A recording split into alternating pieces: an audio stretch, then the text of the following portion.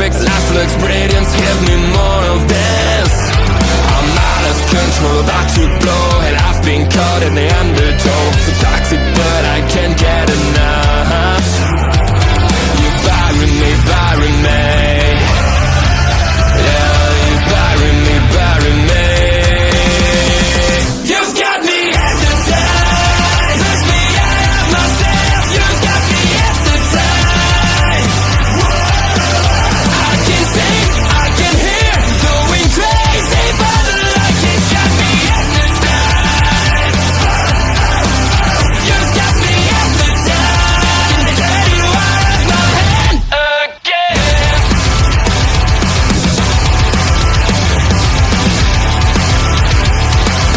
Is it wrong? Is it right? It's like I've won my final war without a fight. I'm out of control, about to blow. I've been caught in the undertow. Toxic, but I can't get enough. You bury me, bury me. I know you bury me, bury me. You've got me hypnotized. Push me out of myself. You've got me hypnotized. I can see, I can hear, going crazy by the light. It's got me hypnotized.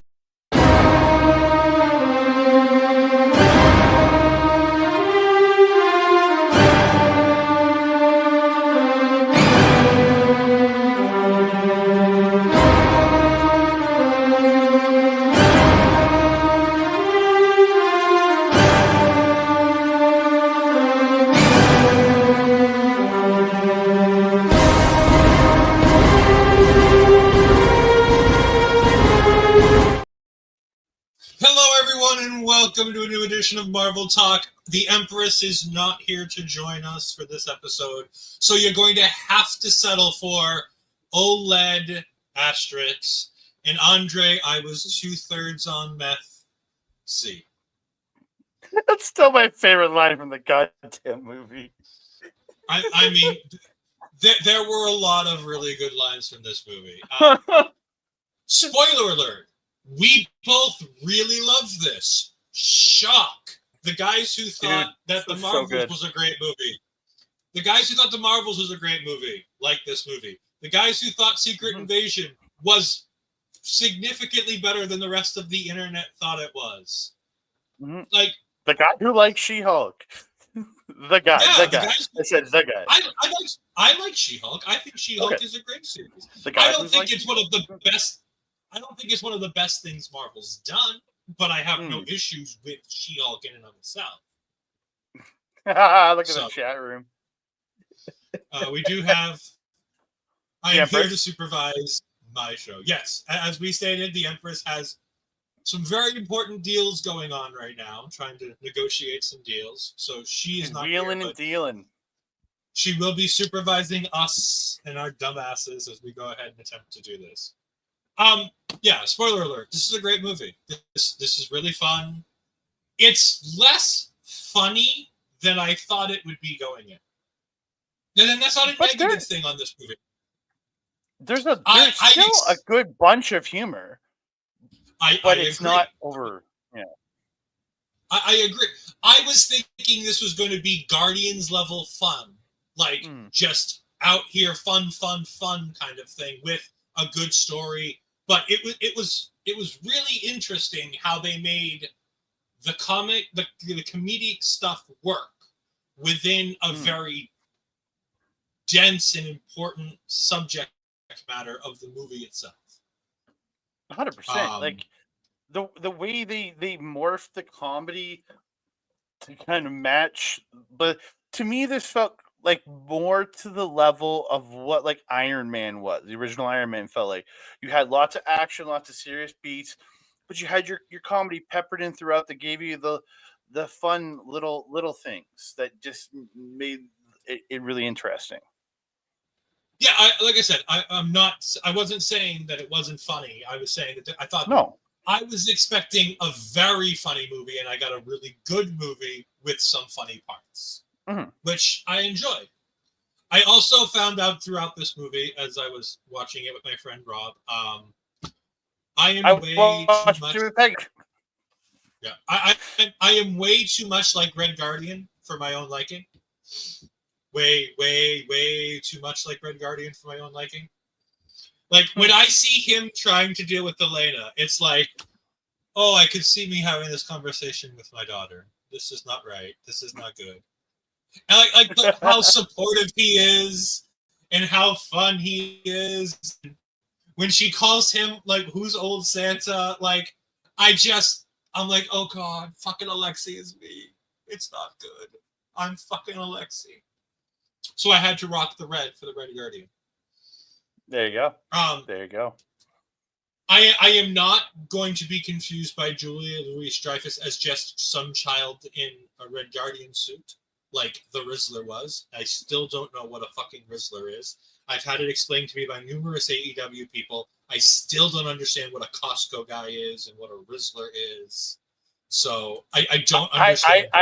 I know who they are. I still don't know what they are. It is. I agree with Ophelia here. It's a very tough balance of a movie to do. And I think that they really navigated it well. I thought that there was enough comedy to make it fun and interesting, but also taking this unresolved trauma with all of these unresolved characters, with the exception of one of them. I'm going to throw up our thumbnail. Tell me which character you think didn't get much character development in this story.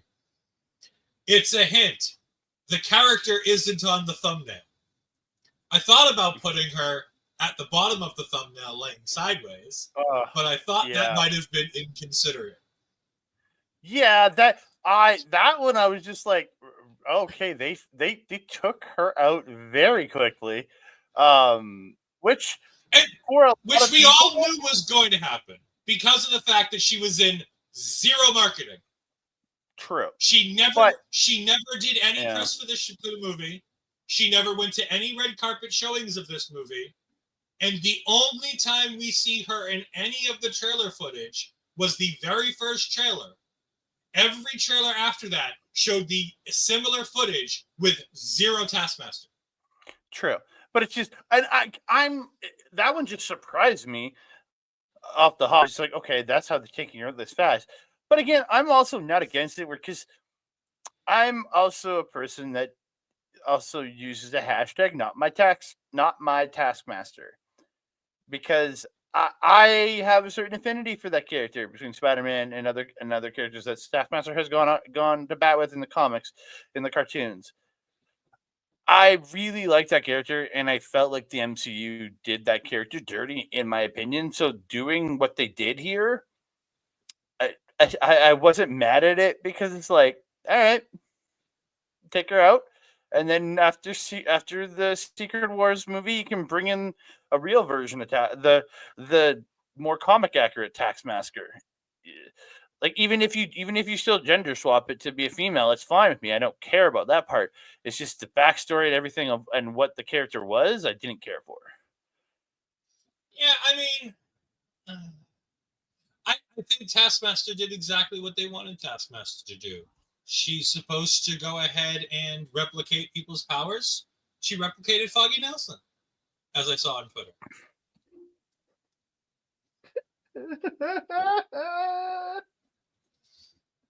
Yep. Oh, that's dark, brother. That's dark. By the way, spoilers.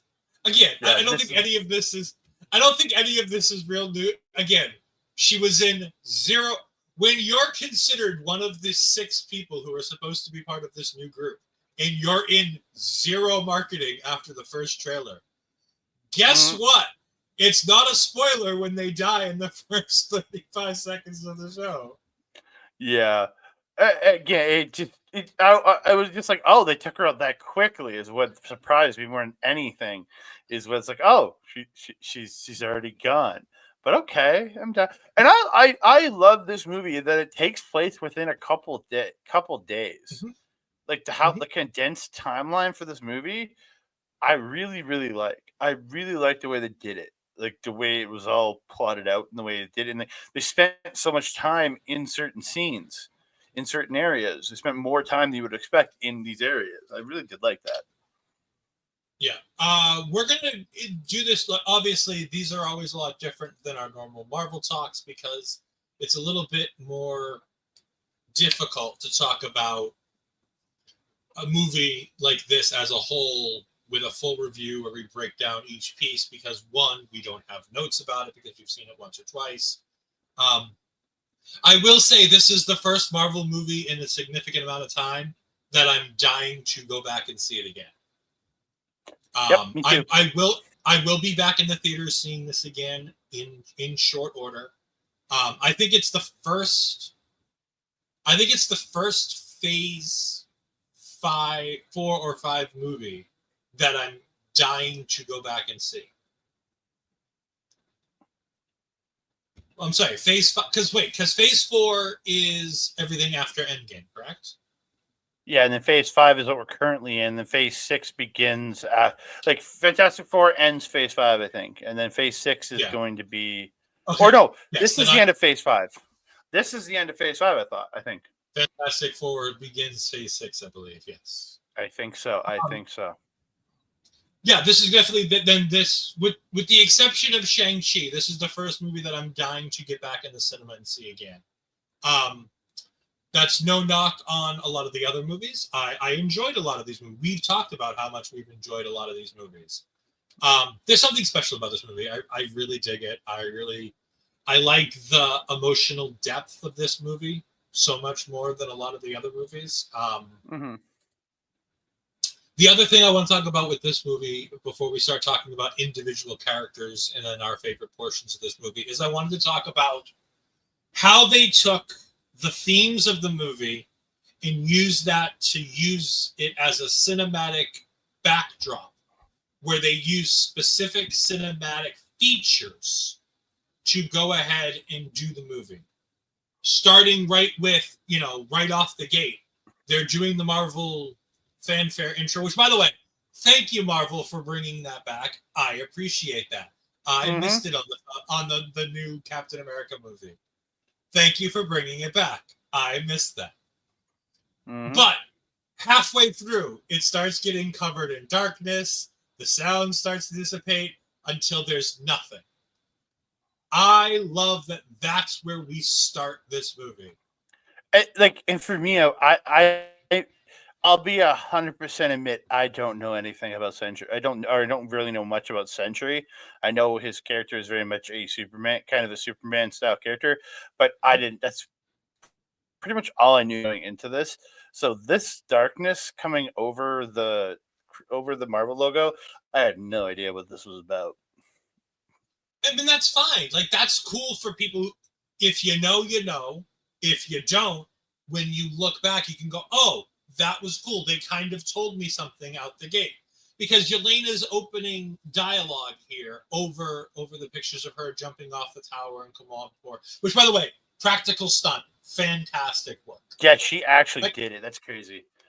I mean, she did it. She did it on wires, and then they had a stuntman do the actual. I've seen the backstage what she was saying. Oh, okay, I was going to say, going by what was out in the public, she talked to Tom Cruise, and Tom Cruise said, just do the fucking stunt, and she did it, according to stuff out there. So this is what happened with that. Originally, she was given the script, and they said that, Yelena jumps off the tower. And she's like, wow, that's really scary. I can't wait to do that.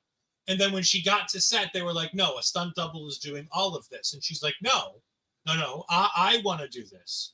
So they compromised with her, and they set up wires so that she fell off and then ran down the thing so they could get that shot of Yelena. And then they had a stuntman do the actual free dive with the parachute to land on the building. That is her stunt double doing that. Oh, okay. So it's a all I heard is that she did it. All I heard is that she did the jump. That's all I heard. She did. And she did after getting advice from Tom Cruise, from what I heard. It says And again, that's a lot of that is just part of the whole selling of the movie. But basically that is part of it. But again, it looked great. It looks fantastic. It was a great way to start it, where she talks about how she feels empty where she doesn't know what's going on anymore, where she's headed or whatnot, immediately it's like we can relate. We, as this late 30s, early 40s, mid 40s generation who can't afford a house, who can't afford a lot of things in life, we understand this being stuck. No matter how good our job is, no matter how hard we work, no matter what we do, it just seems like we can't get out of our own way, and we're just stuck in this rat race trying to figure out what to do next and how to get going and where to go. And maybe that's just me. I don't know. But no, I feel like that's the more people I talk to from our generation, I feel like that's more and more regular for people of my age and closer to your age too, where we're starting to be this generation where John Oliver literally on his show at one point did a show about HOAs and things like that. And he's like, if you're under the age of 42, you don't need to watch this. Go ahead, log off. Thanks for watching. And go to the internet because we have a show devoted just for you. And it was a show about Chuck E. Cheese. Which for the Canadians in the audience who might not know what Chuck E. Cheese is, it is a kids arcade style. We have Chuck E. I don't know if you have. I don't know if you have it or not. I just want to make sure. We have Chuck E. Cheese. Don't worry, we have Chuck E. Cheese. All right, good to know. But so that's the kind of I like how that's our starting point where we're a lot of us can feel with Yelena during this. And Yelena is the star of this movie. Florence Pugh, fantastic job. The writing team and Florence herself, incredible, perfect. No notes. 10 out of 10. No notes. Her character was done perfectly. I'm with you. I feel at the harm of some of the other people in the movie, her character was done flawlessly. When we get to some of the other characters, I don't know about the harm part.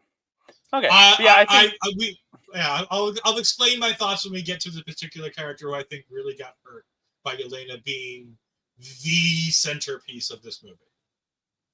I think I might know who you're talking about, but I'm not totally sure. But I think Yelena was a great point because again, we've seen her in multiple things. We've seen her in Black Widow. We saw her appear she was a secondary character in Black Widow. We've seen her pop up at the end of Hawkeye or in Hawkeye there.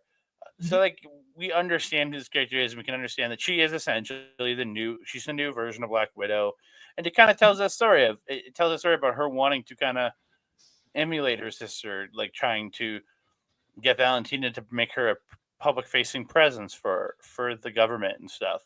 So I get that, and yeah, I really like the way she plays it. She's broken, she's lost, she doesn't know what she is going to do, and I love the little therapy session at the start. She's just sitting there with the guy tied up, and she's like, "You're not listening to me." It just I loved it, and I don't know.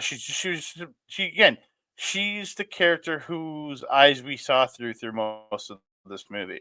And that's, I think, that what the point of it is. This is the character we see. I guess it's her, and then Bucky and Valentina. I think the three that we kind of see this movie through, in my opinion. I don't know. Yeah, absolutely. And I think we are, and then that's like I said, it's one of the things this movie does incredibly right. It's also, in my mind, one of the things that I think this movie does a bit disservice to is that exact same point. That we kind of only see this movie from 3 points of view. 3.5. We'll talk about Bob in a bit. I think if they had tried to see from more points of view in this movie, I think it would have become far more fractured, though. And it would have lost something. Where you're telling the 3.5 stories, I think worked a little better.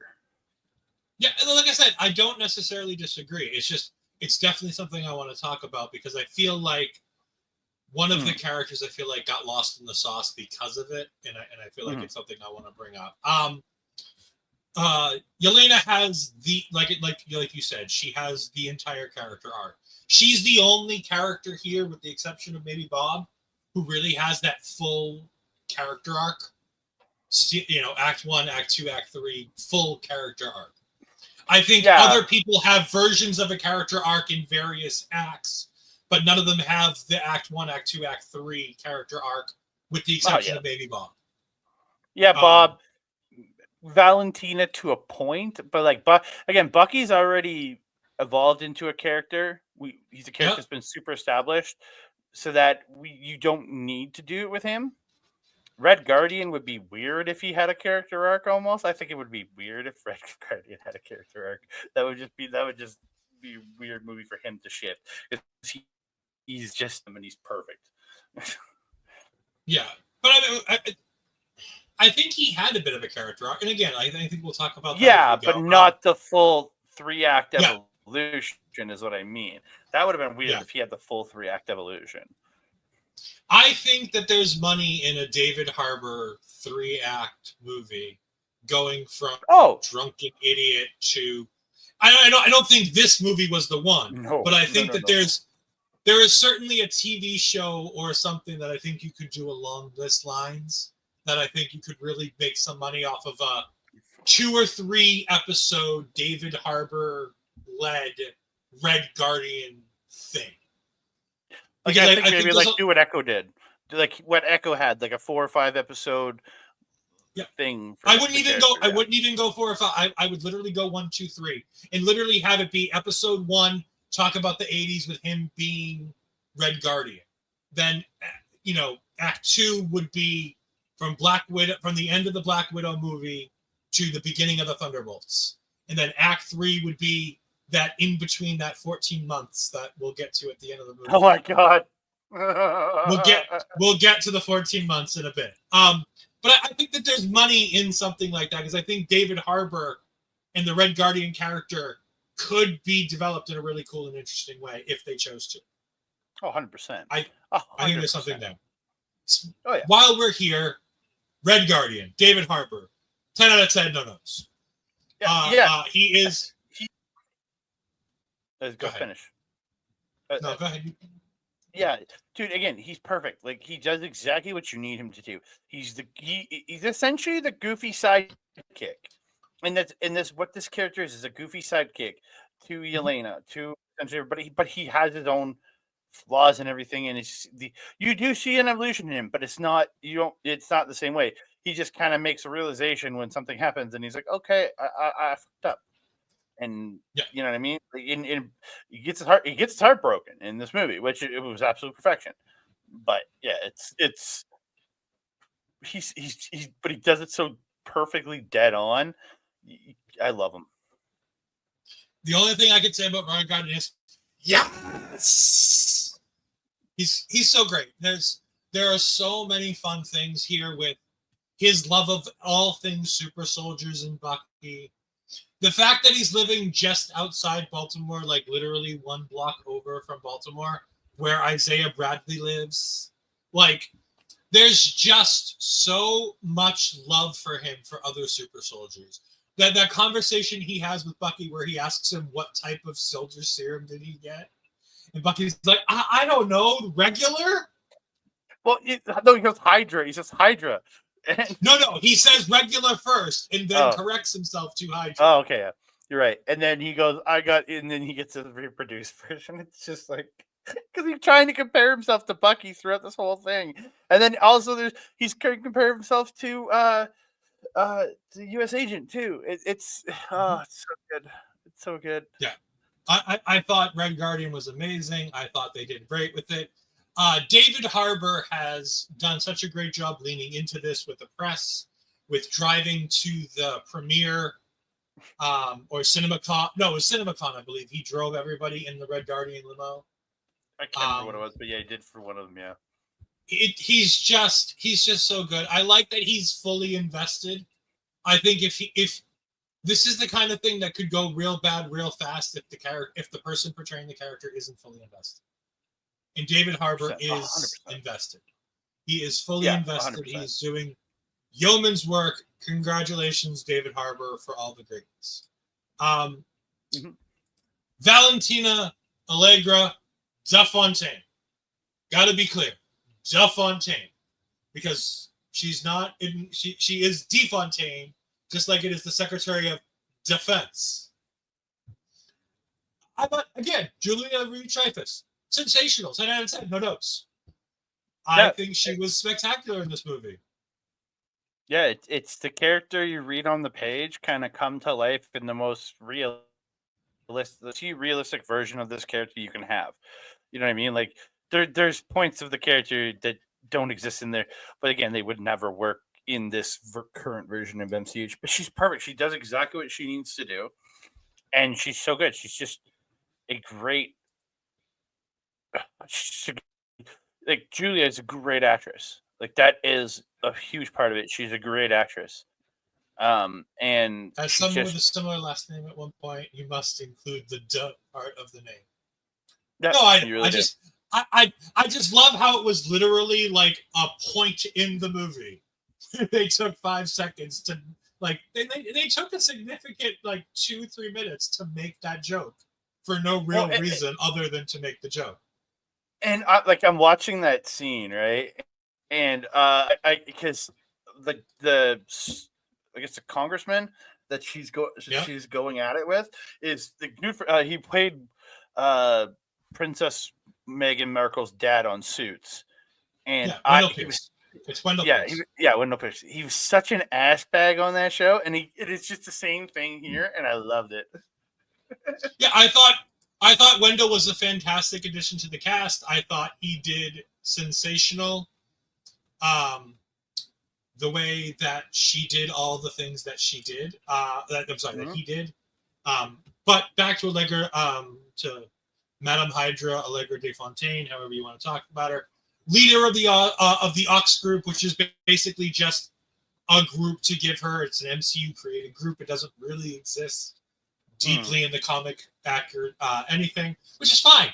I like when you pick and choose things from the comics. Just don't ruin things that are there. And I think that they did a great job with her as that. By the way, the slight similarities to a particular orange Cheeto that runs a country in this was sensational. I'm just gonna leave it at that. If you've seen the movie, you'll understand that there are definitely a couple portions of this that Allegra de Fontaine's character is certainly modeled after a particular person in a couple periods. Yeah. Again, I thought she was great, and then everybody that surrounded her, her assistant, I think was absolutely perfect. I don't know if you have her as a character, Mel, absolutely perfect. It's Chris. The guy's name is Chris Bauer, who plays the head of her her kill team. I absolutely love him so much. Like I'm a big fan of the actor himself. But dude, he was just entertaining. He's like, he wants to use when he's arguing with her about using the going lethal versus non-lethal. Yeah, Chris Bauer played Holt. He was a security guard for the Ox group, and Geraldine Viswanathan, I believe is how it's pronounced. It's a pain in the ass, and it's certainly Viswanathan. I'm gonna go with Viswanathan. Yeah, I'm with you. Yeah, she played Mel. There's so much we could talk about with Val and all the shitty things that she does in this movie, but also how great they are and how great it was that she did it and she pulled it off with no issues. Again, 10 out of 10 no notes. I think that she's done an amazing job being the douchey character that she's been throughout all of this. Yeah. All right, I'm saving Bob for the end. We'll get to Bob. Weird one. Bob is Bob. We're not going to talk about Bob the Builder. We're talking about Bucky the Senator. Well, technically, he's a U.S. congressman. Yeah, Congressman he's not a Bucky senator. Barnes. Congressman Bucky Barnes in his first term. In his only term. Well, you never know. No. It's made very clear by Val in the tower scene that he's basically done being a car. There's no way he can do the things he did in this movie and still continue to run for he saved the world again. He saved the world again. According to the press, he saved the world again. There's no way they kick him out for saving the world again. Come on. Have you not seen U.S. politics? They'll kick you out for a lot less. But no, they won't. They'll let you be president for doing way worse. Come on. No. that is one special scenario. But again, we're not getting into the political stuff, with the exception of that Bucky is a U.S. congressman. I thought Bucky was great in this movie. There was a lot of really good in this movie from Bucky. He does a great job trying to recruit Mel to his side. I think he does a great job recruiting the team, explaining why they need to become a team. I think that there's a lot of really good, interesting, and emotional stuff with Bucky here, where he's dealing with a lot of stuff. Yeah, they referring to have him have less than a term implies he's done. I agree. That's what Valentina's saying situation. But it doesn't mean he actually lost his seat. There's no official, unless I didn't see it in the headlines. They never said he lost his seat as congressman. He never officially lost it. I'm going to assume the fact that he's part of the asterisks that he's not going to be a sitting senator or congressman for any little bit at all. I think he's done.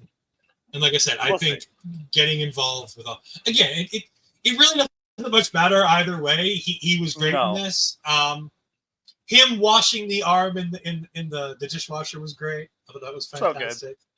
So him spilling everything all over the notes that he's supposed to be reading for the impeachment hearings. Fantastic. Again, see the movie. Like I love to come here and tell you all the great things that we had and we saw in this movie, but just go see this one. It's worth it. I think it's really worth it. It's a whole bunch of fun. And the fact, and I do agree with you, because again, he gave up the point of going to the hearing to take the team to New York to fight Valentina. So yeah, he could get him in trouble for not going and helping with the other congressmen. So yeah, and that's probably the least terrible thing that you could do as a U.S. congressman. Missing an impeachment hearing or missing a meeting is easily forgiven. Like I said, I think the fact that he was literally seen fighting and trying to save New York City is more reason to have him removed, as silly and stupid as that sounds. But that's a good thing for you, because he saved New York City.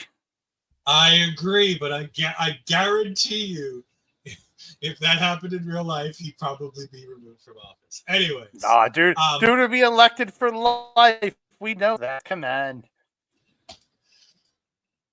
John Walker. Is this the one? No, this is not the one.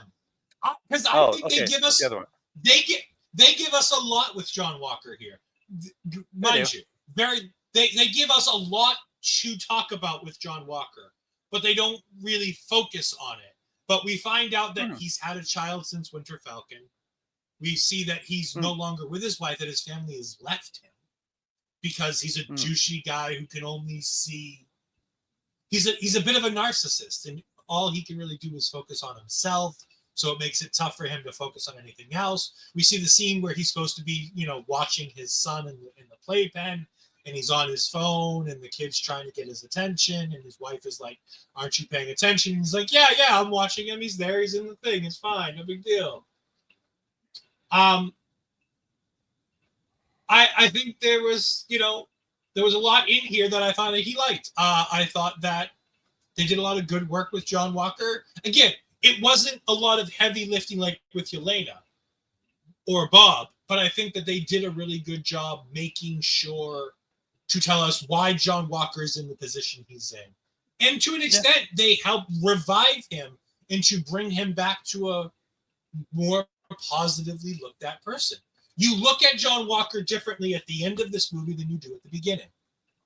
And the character I'm talking about, you don't see the character I'm talking about any differently from moment one to the end of the movie.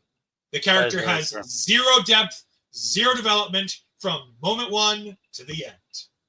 Taskmaster. No. Technically, Ghost. yes. Ghost. Well, yes. Ghost. So here's the thing. By the way, new suit on Ghost that you can see right here next to me. I like Sensational. it. I like it. Love it. I thought it was so good. I was like, oh. As soon as I saw her, I'm like, oh my God, look at the new suit.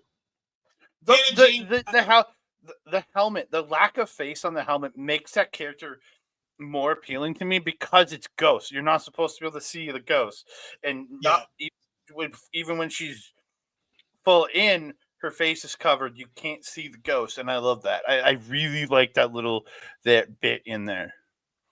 I loved the way they have retooled her after she's been healed by the quantum stuff with the Ant-Man. Yeah. She said she had to build a suit to keep herself from being destroyed. But yeah. Yeah. But now she doesn't need Goliath's quantum chamber. As long as she's in the suit, she can control it. She can control it for up to a minute. She can disappear. Like there was a little bit of that. But as far as beyond that, there is zero character development. It did give her a hard butt. I wouldn't mind trying to confirm that, but it's beside the point. Beside the point. I thought Hannah Jane Cameron did fantastic in this. I thought she was great. I think the writing let her down because they literally make it a joke. The 3 times she tries to explain her trauma, they literally make it a joke where they don't take it seriously. Yeah. She explains it in the scene where after she kills Taskmaster, when the 4 of them are all doing the trauma dumps, where they brush over her trauma as if it's nothing. They're in the Humvee when they're trying to get Bob out of the Ox compound a little bit later on, and they play it as a joke there too. In the scene where they're inside the Watchtower, they play it as a joke the 3rd time, where even she makes the joke that it doesn't matter. She's like, yeah, this. Like, I wish we could have given 5 to 10 more minutes to explain a little bit more about what's been going on with Ghost. Because I think from a fighting perspective, I think the stuff that she did was the best fighting stuff that we saw in the whole movie, with the exception of Bob. We've seen all the stuff that Yelena and John and Bucky and Red Guardian do are all things we've seen them do 100 times. Ghost felt new and interesting in the way she was fighting in this scene, especially the portions where she's taking on Taskmaster. The ability to be able to use the phasing technology to get the better of a person whose computer AI is telling them how to work to fight against you is such an incredible detail that they just gloss over because she just shoots and kills Taskmaster. I thought that she did the best she could with the pieces that she was given. And I'm hoping that the Russo brothers in Doomsday have more for her, as we know she's going to be back for that as well. She had an Avenged chair, so we know she's coming back. So hopefully we get a little bit of development there. But I do really feel like she got the short end of the stick when it came to all the characters in this movie. And like I said, all she needed was a John Walker level thing of just give us a glimpse into what she's dealt with since Ant-Man Quantumania. Because we never got her flashback scene, did we? Yeah. Oh, not even Quantumania. It was Ant-Man and the Wasp. It was but we never got Ghost's flashback scene, right? Yeah, she never touches Bob. Yeah, it's true. But again, she's also wearing a protective suit, so even if she did touch Bob, maybe there wouldn't be the connection there. So maybe that is in the fact that she couldn't touch Bob to have that connection with him. Maybe. I still feel it. I still feel there's a way you could have done it. There's something. Even like he touched her face when her helmet's off or something. Yeah. Or when they're in the void and they're getting Yelena out. You know, we had a scene with Bucky, we had a scene with Yelena, we had a scene with John Walker, all in there. You could have thrown a Ghost scene there if you really wanted to. When she's inside the void, there's no way the suit protects her from that. No, you know, like it would have been cool to see her memory. Yeah, like I said, there's just a little bit. I just feel like she kind of got the short end of the stick here, and I feel bad for her because I think that they did a great job re-upping her game when it came to the fighting. They did a really great job when it came to re-upping her game when it came to the suit. But at the end of the day, I feel like her character kind of got left behind. We did have Bobby Munson throw in here. I loved this movie. It had such a feel of The Boys by the end of it, and it was such a character-driven movie. This is the first time I've truly cared for these characters in quite some time. For the most part, this is the first time that anybody's cared about some of these characters ever. I disagree with his statement because it was this where The Boys is not. But again, that's my opinion. I don't like that series personally. I've never seen. Now, are we talking about The Boys? Are we talking about The Boys, the Amazon movie, or are we talking the Amazon stuff? I think he means the Amazon series is what I think he means, because The Boy. I also don't care for the gratuitous nature of that show. I don't need to watch people just repeatedly murdering each other in more gruesome ways. It's just not my jam. That's why I don't like that show. It's a bit much. I've seen the first season. I've seen most of the first season. I went, I can't continue with this. I just can't. It's too depressing. Where this is enjoyable. This is great. Teaches me something about being a human. Yeah. I can see this level. I can see this part. Yeah. Like I said, Andre is indeed an eloquent flower. I'm not. No, I agree. But Marvel never goes gore unless it's Daredevil on Disney Plus. Or Deadpool. With the NSYNC fight scene. With the NSYNC fight scene. No. As well as the Messy Bee. I mean, that was established this morning. I am a Messy Bee. All right, I don't have an actual thing for this. So, Bob, let's talk. What about Bob? All right. You had to say it, didn't you? What about Bob? Bob. Well, Lewis Pullman was sensational. Yes. He delivered on this character in ways I didn't think anybody could.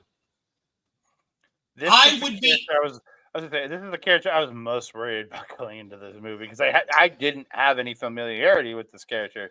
I was very worried about how this character would be portrayed. I'd be interested to see the Stephen Yeun version of Bob after having seen Lewis Pullman kill it. Yeah. Because remember, Stephen Yeun, before all of the issues with the writer's strike and the actor's strike, was originally cast and signed to play Sentry. And for those that don't know who Stephen Yeun is, he was Glenn in The Walking Dead. Sensational actor. I think very highly of him. I'd have been very interested to see his version of this character. I think after having gone through the movie, Lewis Pullman is the right choice, the perfect choice for this movie. He is apparently friends with Jack Schaefer, who is the director of this movie, which helped him kind of get the role when they had to kind of find an actor on the fly. It is not the first time he's played a character named Bob. He was also Bob in Top Gun Maverick. He was. I literally just watched that movie like a week ago for the first time. and he's insane, and he's great in that too. Bob. So it's just Bob. Yeah. So here's the thing: the Sentry, for the slightly different comic accurate version of the Sentry is slightly different from the way they portrayed him in the MCU. Bob is a superhero who is a bit schizophrenic. He understands he has powers, but he forgets that he has powers. And he is so strong with his abilities that he basically warps reality around him so that nobody ever remembers that he's here. He's been here since the Golden Age. He's been here in certain versions of the comics since the Stone Age as a superhero living here amongst us and just being this almighty superhero. He's often compared to Superman, but that's a pretty bad comparison because of the fact that inside of the Sentry is the Void. This is the Void. I only said Superman for more power. Like I agree. Yeah. But even then, it's a bad comparison because in the comic books, Superman has a very distinct, power set in the comics. Sentry has pretty much everything. The fact that like Franklin Richards and like the Scarlet Witch, that the Sentry has the ability to literally warp reality, makes him so much different because essentially he has all the powers if he really wanted to. In this way, he basically becomes a drunk and a drug addict to forget about the Sentry powers, to put all of that at bay. So he medicates him. Think of Dr. House. He medicates himself so that he can do the things he needs to do.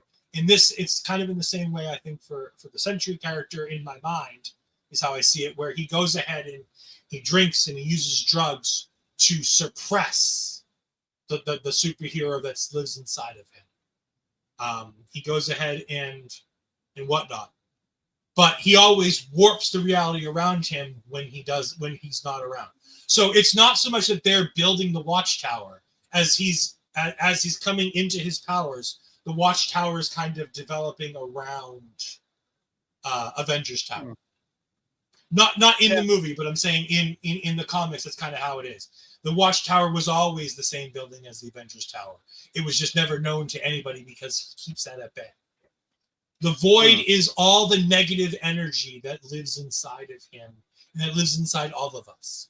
The Void is that pit of despair and anger and fear and sorrow and shame that we all live in. And he uses that to be able to channel all of these different powers than the Sentry has. While he has similar power sets, he can fly, he's ultra strong, he's almost impervious to all pain. At the same time, he's also has the ability to, as we saw, vaporize people and bring them into his own void. I loved the idea, because I was thinking, I'm like, how are they going to deal with the Void to end this movie? That was my whole thing going into it, is, cool, how do we end the Void? How do we defeat the Void? How do we put the Void at bay? What's our end game to get to the end of this movie? And I love that the idea was that Yelena goes in to save Bob.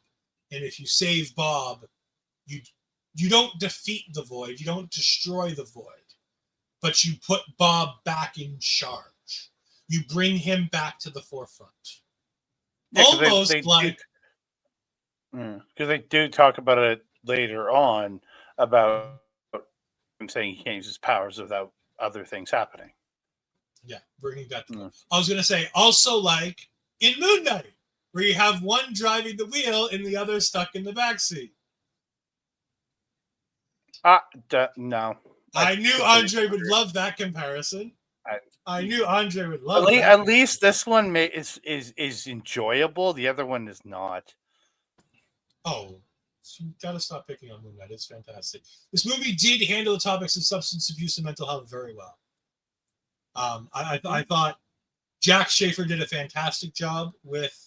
No, sorry. Jack Schaefer is not the director of this movie. Jack Schaefer is the Fantastic Four. Who directed this? I've been saying Jack Schaefer multiple times. Jake Schreier. Jake Shearer. Jake Schreier, yeah. Okay. Yeah. I just been mispronouncing the name. Nobody's mad at you. At least nobody here. I mean, Jack Schaefer would be pretty mad at me for trying to claim that they did this movie. No, I thought that they did a really good job balancing the overpowered nature of the Sentry. I'm going to be interested to see how and what they do going forward with this. Where are we going to get the Captain Marvel treatment where we never see Bob unless it's absolutely necessary, and then he just finds a way to put the genie back in the bottle? Because I think if that's the case, going forward, I think it's going to be a real tough sell on why we should include Bob going forward. I think we need to have, every time the Sentry comes out, we need to have some sort of a new way to get the Void back under control. I don't think we can do this again. I don't want to see him get control of the Void. Like, and again, there's nothing against. I just think it becomes a Deus Ex Machina situation where it's like, when everything's down to to the last chips, you bring in the Century, and there you go. Yeah, and it's like, I don't want that. I want. Yeah, me either. But I think I feel like when we get to Secret Wars, and if we do Battle World, things like that, that's where Century will be useful to go up against whatever Doom's big cosmic threat will be. I think Century will be used in that way. Mm-hmm. I hope so. I would love to see God Emperor Doom take on the Century. I think that'd be a lot of fun. That'd be cool. The one thing I'll say from Bob is beyond the first minutes that we meet him and everything up until he starts flying. That whole piece is just magic and gold. With him just being completely confused as to what's going on and what's everything out there. But I did want to say that I loved when he becomes Century and he's got the costume on and he looks sensational in the costume. Dyed his hair blonde, and yeah, I thought it was great. By the way, I love that they have the little nod to doing marketing to figure out what would be best look, what hair color, what hairstyle. Like, you don't need to say it, but I love that they just had the paperwork there so that little nerds like us and New York stars can find it. And the people in the background in the one scene where they're all in his room and they're doing stuff, it's people designing stuff. It's people designing stuff for his character of what he would be. That's what it's all them in the background doing. Yeah, I think it's great. I think there was a lot of really fun and interesting use of stuff here. I love this. But my favorite scene is when he gets control of his powers and he starts beating down the Thunderbolts left, right, and center with no issue. And Valentino wants to get control of him again. And he's like, why would I listen to you? You just explained that I have the power. I'm more powerful than all the Avengers rolled into one. Why would a god listen to a mortal? Which is just like perfection. But I love that. I do, because I love that they go there. Because so many times with Superman, we never get a real answer as to, like, we get he was raised human and he learned humanity and he learned common nature. I love that we get this douchebag, like, because he even says this, like, before he was a bit of a douchebag, he was a bit of an asshole, and we get this drunk and this drug addict, and he understands that if he had these powers, why would he listen to anybody else other than doing what he thinks is right? If he has the powers of the Avengers, or he's stronger than all the Avengers rolled into one, he's stronger than a god. So in terms, that makes him a god. And I'm just like, thank you. Like I said, you don't have to deal with why, but at least have the character saying something and being this is who I am. So there's two things. So, like, again, it's almost a perfect comparison to Loki when he's same tower, making his speech about being a god. But it's from from a similar vein, but from a different perspective. And I love the way that almost is a juxtaposition there. But the other thing I'm mad we didn't get was a wham, wham, wham, wham. I wanted him to just do that to Red Guardian, just do the Hulk thing, just the God doing it to the. That's all I wanted, and I didn't get it. I didn't get the puny human. That's all I wanted was the reminiscent of that piece. This is what I wanted. I didn't get it. I was like, whatever. It was still a great scene though. I thought this was really, really good. I thought this entire movie builds so well the storyline of mental health and needing somebody. And we cannot say this enough. We've done multiple things on this channel. We do it at least once a year where we do mental health related show where we talk about our mental health and the things that we've been through and the things that we've done. I know last year it was Bobby, it was Mel, it was Ashford, and it was Ella J on last year's one. I know we've done one before at our old place of work where I joined Bobby and another member of the Love Wrestling team, where we went ahead and talked about our battles with mental health. I've struggled for Mark years. Mark did it during his interviews his interviews he did. Yeah, and all the Mark Talks interviews, yeah. Like, we here at our local establishment take mental health so seriously, and it was nice to see Marvel doing that here. And the point being that you need to talk to somebody, that you need to have people who are there for you, and that no matter how out there and alone you feel, you can always find somebody who's there to talk to you, somebody who cares for you, somebody who loves you. So if you're in a bad place where you feel like you're in your own void, find somebody to talk to, because that's the best and the easiest way to pull yourself out of your own void, is to go ahead and talk to somebody and to find somebody and to just confide in people. And if that's one of us here at our local establishment, I know Bobby says it all the time, we're here to talk. We are. A lot of us are here to talk. A lot of us are open. So feel free to reach out to most of us here. We can try. Like, again, the best thing you can do is reach out to a professional. They know better than anything. And that's going to be my advice. If you reach out to me, I will be there to listen. I will listen to the things you have to say, and I will give you my advice. But my first piece of advice is always find a licensed professional that you feel comfortable with and talk to them. They've gone through years of training. They have much more experience dealing with all kinds of different mental illnesses and conditions and situations than I will ever have. And if you are within Canada, and I know this from experience, if you have if you have a doctor at a medical practice, a lot of them now working with mental health nurses, who it's you ain't gonna get it's not gonna be therapy, but it's someone who you can talk to and can help you figure out ways to help better things. It's not going to be full on therapy, but finding a mental health nurse, it will very much help. I will tell you that for a fact. Yeah. And after that little bit of a lull, we're talking about the end credit scene. I mean, there's a mid-credit scene. Which one? So there's the mid-credit scene first, and a post-credit scene. So the mid-credit scene first. We're not going to. We see Red Guardian. We should probably talk about the end of the movie. Hold on. Let's talk about how they ended the movie first, and then I was going to say. So they all get out of the void. They've defeated the void. Sentry, Bob is with them, and they walk.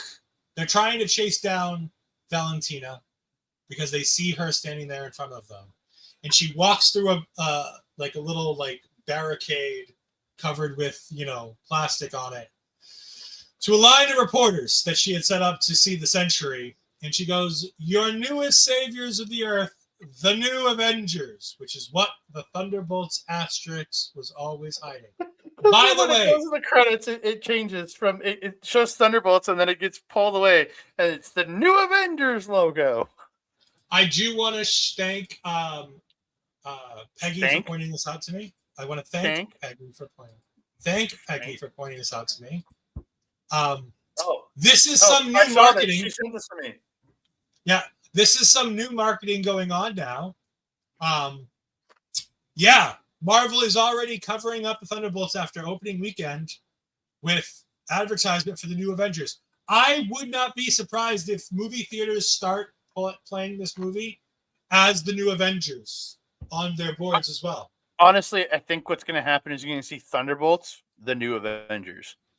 Is what I feel like we're going to see is Thunderbolts, the new Avengers. I can't wait to continue to see this, and I'm going to go at least a couple times in the future, and I'm going to go and enjoy this. But I want to see if anything changes for the marketing before the movie with this, if they do any differences, because I think there's a lot of changes. If they're willing to do that marketing change where they're starting to put the new Avengers over pictures of the Thunderbolts. Like Peggy said, Bob clapping in that point. Yes. Like he's clapping for them, even though he's technically one of them. So good. Yeah. It was so good. Marvel has also apparently released the deleted post-credit scene where Taskmaster comes back from the rubble. I'll show this to you after the fact because I can't show it now. But yeah, there is a scene with Taskmaster that was a deleted post-credit scene that they filmed. Yes, 2 days is very early for marketing spoilers. I wholeheartedly agree with you. But it is Marvel, and they know that a good 70% of the people who care about spoilers in their marketing will have seen this movie within 2.5 days. True. So I think, unlike a lot of movies, I think you can kind of get away with this. By the way, I just noticed this on that thing where it's the Wheaties box and they have all of the different new Avengers and the Thunderbolts. Not only is Taskmaster on that list, on the box they have ingredients. Yelena, Winter Soldier, Red Guardian, U.S. Agent, Taskmaster, Ghost, and Bob. Listed on the bottom of the box. Yeah, and that's what confuses me is because Taskmaster is nowhere to be seen in the end credit scene either. Yeah. I think that there's a couple different versions of the marketing that this movie went through with Taskmaster surviving the movie. Yeah. I feel like them releasing that scene kind of implies that the character is still alive, but then putting the scene out into the world, I think it implies the character is still around, but they're just not. But Marvel releasing a deleted post-credit scene the opening weekend of the movie is incredibly strange because normally we don't see any of this until the digital release. Because this would theoretically be something that would be on the digital release. Yeah, that's why I feel like this scene coming out is canon. Is canon now because they don't usually do this. Yeah, I'd be very interested to find out more about. And again, this is coming. I consider this a reliable source. Mastertainment on Twitter is a fantastic person who's worked at New Rockstars. He is now working with Heavy Spoilers. I consider MT to be an incredible source where he wouldn't spread a rumor like this that it was Marvel released if it weren't from Marvel or some form of fashion. So this could be something that somebody created. Who knows? But I believe MT. If MT says Marvel's released this, then I believe it probably came from Marvel directly. Yeah.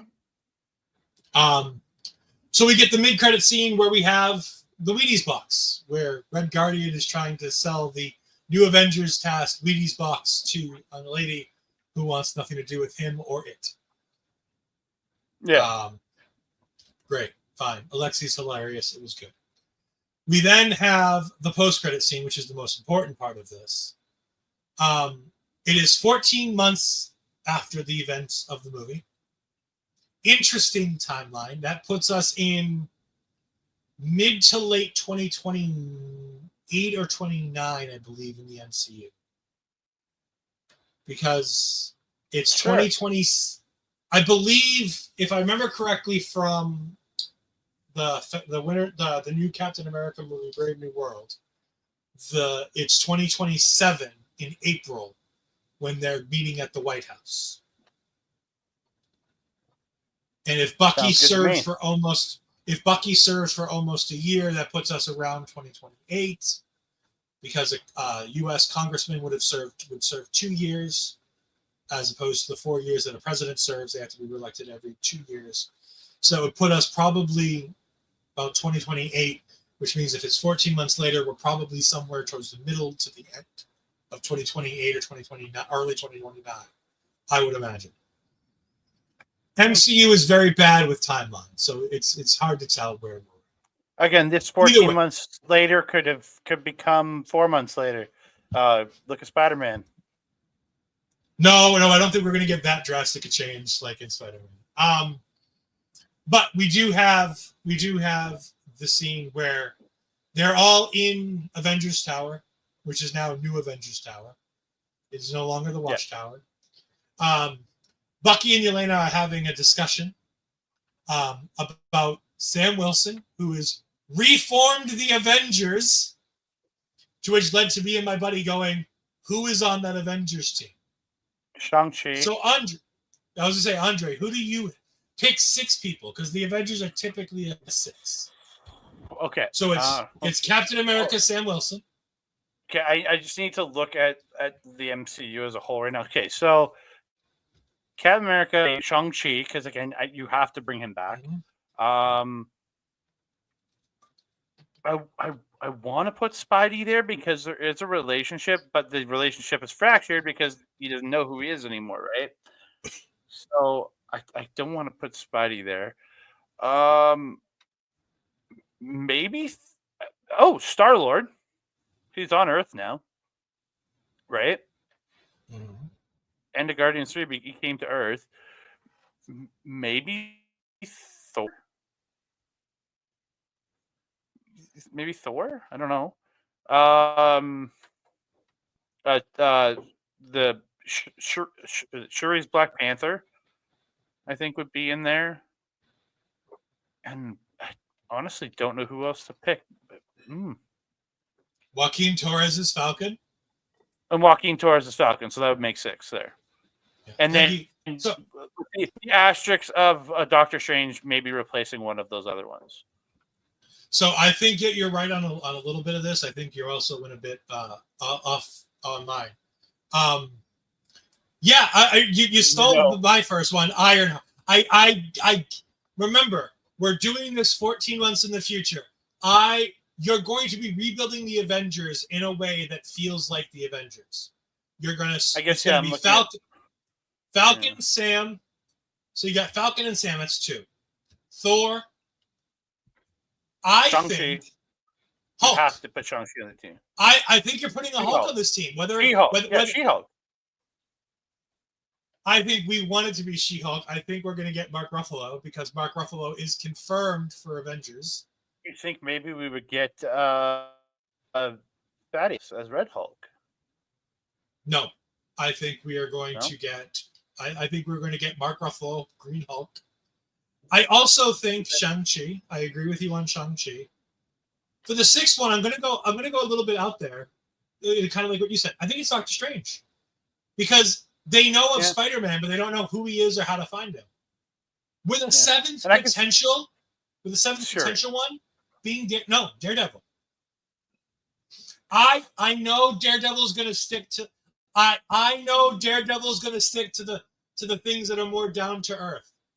I'm saying that there's going to be like this little rotating spot. Shuri, Daredevil, Spider-Man. It's going to be like a rotating 7th spot on the Avengers team. And I think that's going to be Captain Marvel, Spider-Man, Shuri. Star-Lord. Again, Star-Lord's out there. Like, you could have him in there. Yep. Because the Star-Lord makes sense. Because Star-Lord makes sense because if you have Thor, there is a relationship there between Thor and Star-Lord. Well, they are rivals. They are friends. So there is a connection there. So yeah. And we do believe, if I remember correctly, there are rumors that we are getting the Guardians in Doomsday. That there's a rumored list of people revealed for the other, because Marvel has come out and said that there are more people in Avengers Doomsday than the ones that we know about. There are many more people that we're going to see in that movie that were not listed in the Avenged Chairs announcement.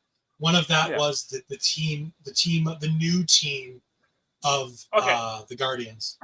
Okay, so we got the new team. So we have the new team versus the new Avengers versus the old Avengers, and Sam is trademarking the logo, which is I laughed. And the name.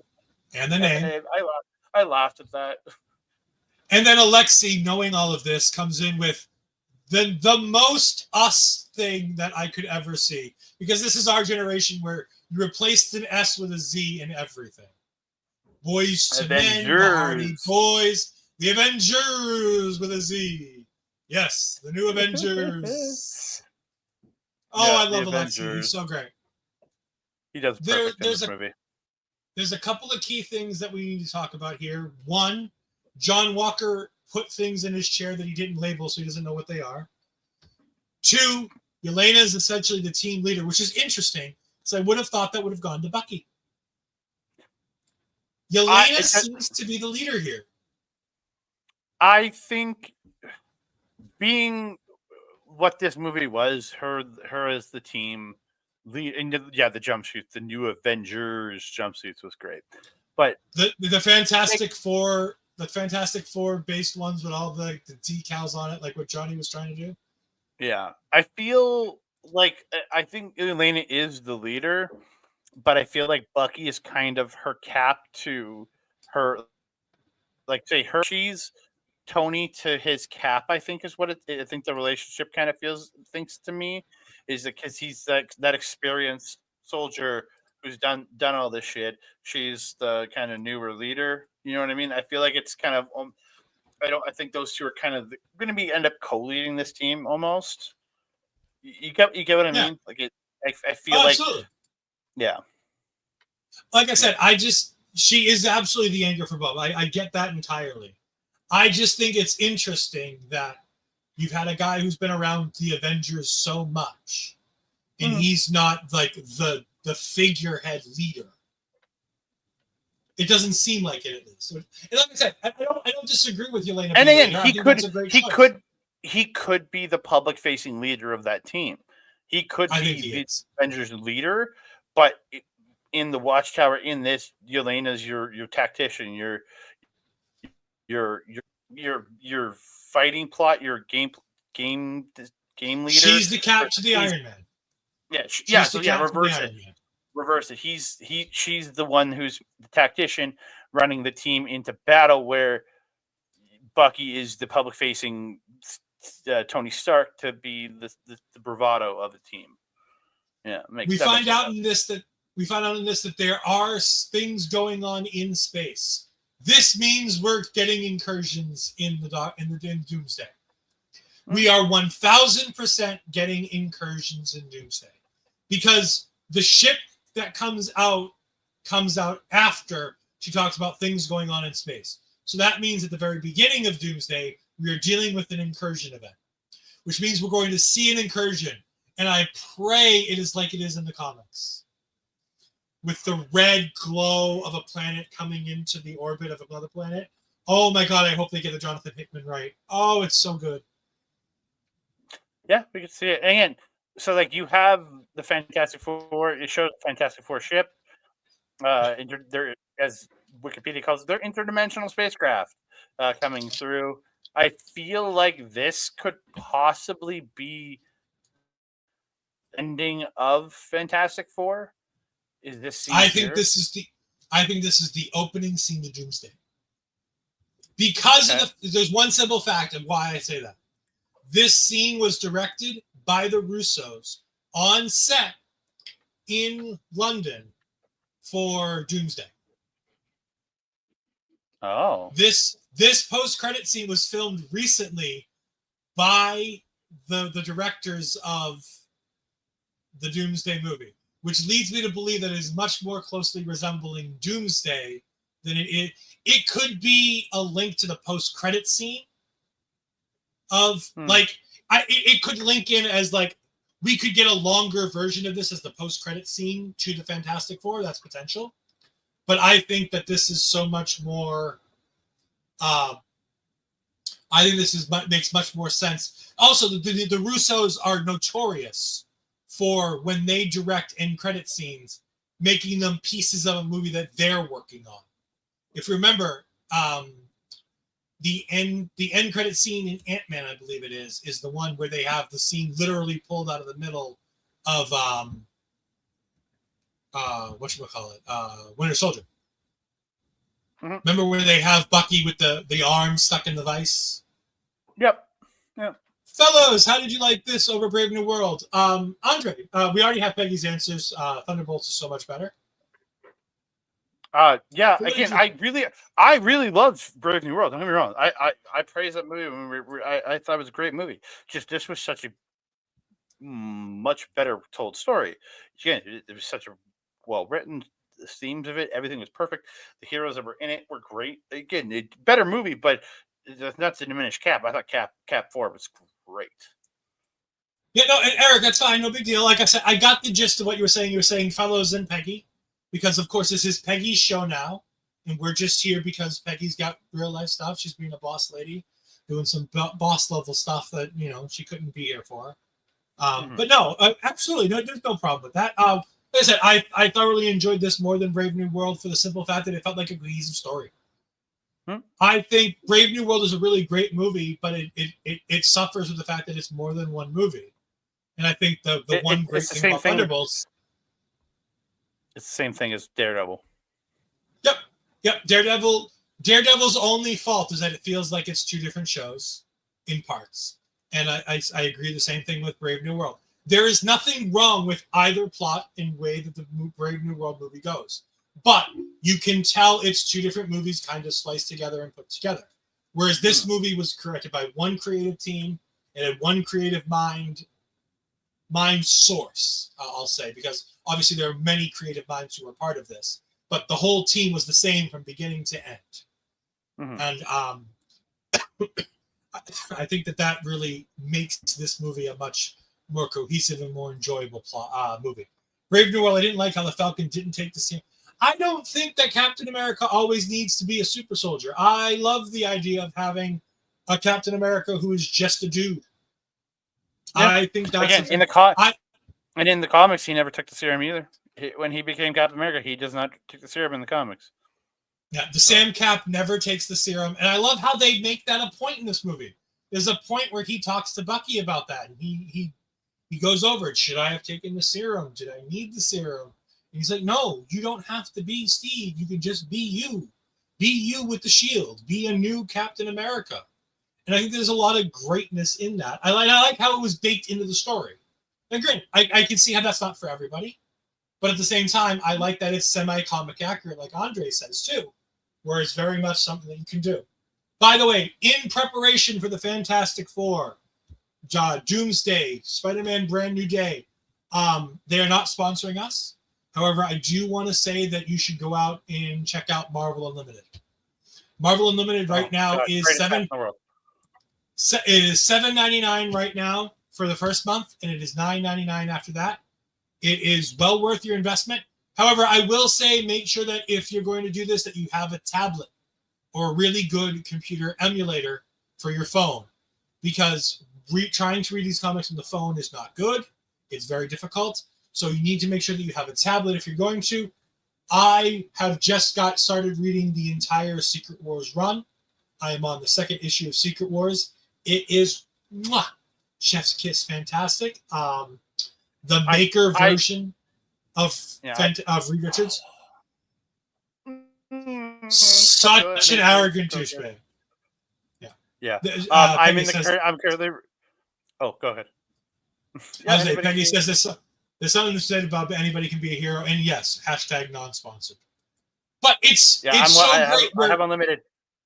I'm reading Superior Spider-Man, one of the best Spider-Man runs ever. Read Superior Spider-Man. It is so good. Like I said, I can't sing the praises of Marvel Unlimited more. It is well worth a $9.99, especially if you're a comic book guy. If you're a person who enjoys the MCU and wants to see some of the changes they've made, good and bad, the Dark Reign Avengers run is chef's kiss fantastic. So if you want to see what the Thunderbolts can look like when the Thunderbolts are what they're supposed to be, go ahead and read Dark Reign run. I think that was sensational. We talked heavily about the Matt Fraction run of the Hawkeye series during the Hawkeye series reviews that we did. We talked about how we both read the Matt Fraction run at that point because we wanted to get more in depth with the run that they were using as inspiration. And knowing that Kevin, I read that when it came out, and I got the trade paperback recently. It's very good. Oh, he met Chip Zdarsky yesterday at his local comic shop. Nice, very nice. Yay! Comic book shops are great. Yeah, it's great. Eric, we hope that you can join us a little earlier next time for the reviews. We're just about done. If you are in Canada and you can hit up one of the fan expos here in Canada, friend of mine, comic book creator Anthony Reckgazer, go check out his booth. If you're going to any of the fan expos here in Canada, check out Anthony Reckgazer. He's an independent comic artist. He's a friend of mine, and highly recommend his stuff. It's very, very good. It's got a shout out. And Andre, tell the good people where they can find you this upcoming week. nowhere for the rest of the week, but you can find me this coming Sunday as we talk more sports this next Sunday as I hang out with the boys' point of view, chit-chatting all that's going on in hockey, the footy, as we a little bit of American football chat because we got a little bit in today. Just not, yeah, lots of stuff. So check me out next Sunday, and we'll. Do we have anything for the next little while? We need to set up a schedule. I think I want to do at least one, if not two, or three MCU rebounds. At least two, if not three MCU rebounds going forward. We last did Doctor Strange, which means, if I remember correctly, that means Guardians of the Galaxy Volume 2 is up next. I don't know. Which will be an intriguing discussion. Hey, just remember, every movie we do from here gets us that much closer to talking about Black Panther. That is true. Which is a show I've been dying to do. But remember, we've got to do them in order. So every show we do gets us closer to talking about Black Panther. And we did do Black Widow before we did Doctor Strange. That was more because the timeline just makes. Yeah, there's no timeline. We've already done Black Widow. No, but where that movie's supposed to take place, you know what I mean? So I understand.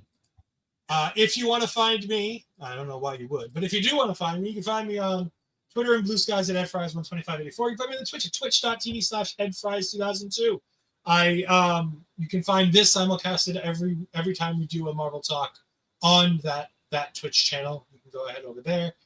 Subscribe to me if you want to. Follow me just because then you get alerts when I go live. I don't require subscriptions, but I love them when I do get them. You can also find us here at our local establishment, where we do all kinds of fantastic shows, including me and Astrid taking over every Tuesday night. We talk all things NXT. We're going to be having a very heavy-hearted beginning of that show as we go ahead and talk about the releases, which really hit the NXT locker room hard this time round.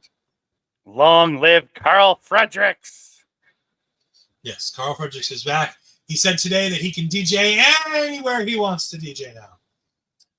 Because apparently he was being told he couldn't DJ anywhere he wanted to be.